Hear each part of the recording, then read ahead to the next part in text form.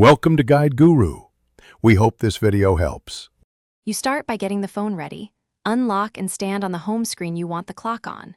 Long press a blank area until the launcher zooms into edit mode because that exposes layout and widget controls. Once the widgets panel appears, tap widgets to open the library. This is where clock options live. Make sure you're using the system launcher. Third-party launchers change steps.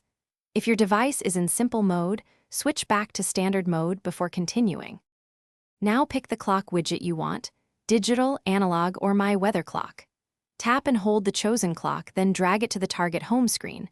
Placement matters for visibility and widget snapping.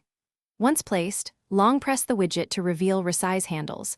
Adjust width or height so it fits with icons and widgets.